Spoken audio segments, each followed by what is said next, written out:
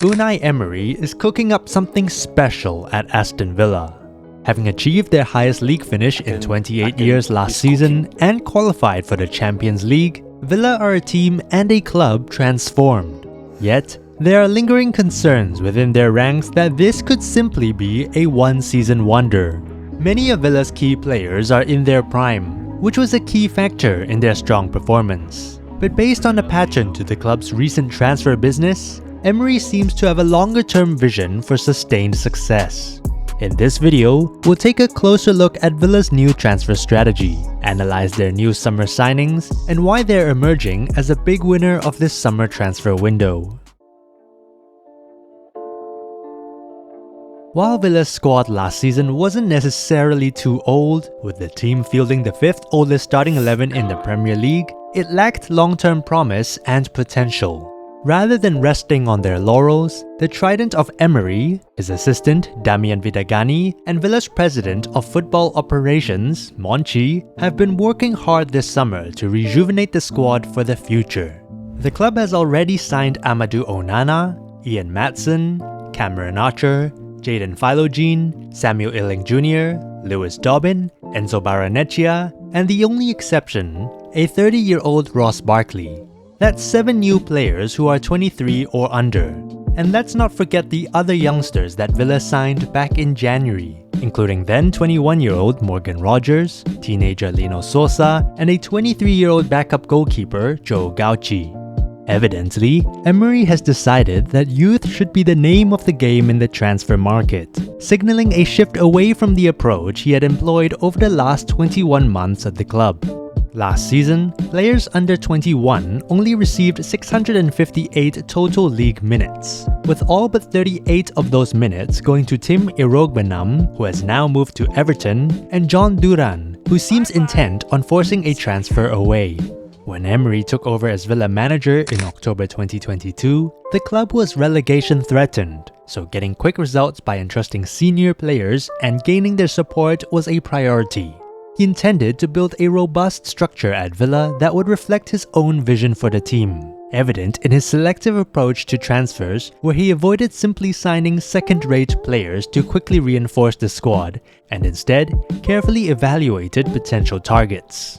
For example, in his first transfer window with Villa in January 2023, Emery supported the signing of the experienced Alex Moreno from Real Betis to provide some much-needed competition to Luca Digne at left-back. By contrast, despite Villa already negotiating to sign young forward John Duran from the MLS, he insisted on personally reviewing footage of Duran before the deal was finalized, wanting to ensure the teenager's potential could be developed under his coaching. After guiding Villa from relegation candidates to Europa Conference League qualifiers in less than a season, Emery gained greater authority from the club owners. This in turn allowed him to bring in more Spanish-speaking staff, notably Monchi as president of football operations, to handle transfers and connect the different internal departments. This stability and structure at Villa, coupled with Emery's coaching prowess, has made the club an attractive destination for top talent, especially younger players who see it as a privilege to be coached by the Spaniard. Emery is also known to nurture young talent, even taking the time in pre-season to speak with players about their ambitions and backgrounds. With these new summer signings, the future outlook for Villa is extremely promising under Emery's leadership. By the way, if you're enjoying the video so far, please subscribe so that you don't miss out on our future videos. Aston Villa have focused on signing younger players, but they also want talent who can contribute immediately to the first team.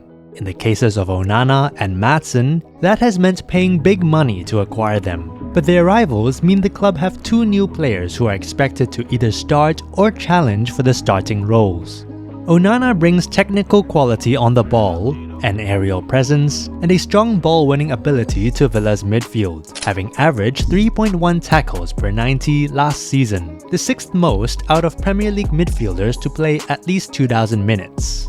Maatsen is a more modern ball-playing left-back compared to the more traditional Digne, who likes to get up and down the touchline and whip balls into the box.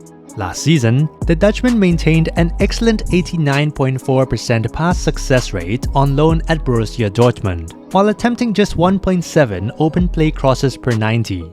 Digne, for comparison, completed 81.4% of his passes in the Premier League last season and put in 4.6 open play crosses per 90. With these two different types of fullbacks at his disposal, Emery will have greater tactical flexibility depending on their opponents. Villa have also brought in some cheaper, less experienced players who aren't expected to start right away, but can provide depth and push the established starters. The re-signings of Archer and Philogene were met with some surprise, particularly in Philogene's case, as Villa ended up paying significantly more to reacquire him than they had originally sold him for. However, Archer proved he could perform at the Premier League level during Sheffield United's relegation, and while Philogene hasn't done that yet, he showed his attacking potential at Hull City, leading the championship in shots or chances created from carries last season, as well as Hull's leaderboard for both goals and assists. In Illing Jr. and Dobbin, Villa have two more exciting prospects who will need game time at the top level. Both of them, as well as Philogene, play out wide, so there will be plenty of competition on the flanks.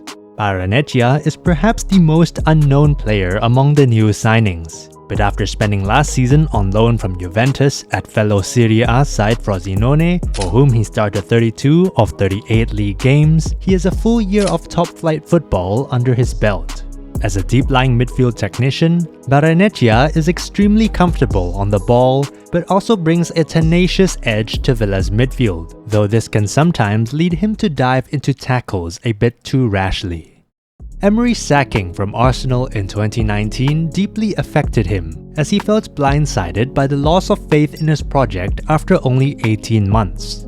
The unstable network he inherited at Arsenal, combined with a fluctuating boardroom, made for a challenging environment.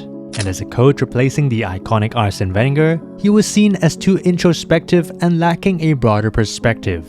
The situation at Aston Villa is different. The club has indulged in Emery's footballing obsessions, building a network of his own choosing around him, all of whom he trusts implicitly.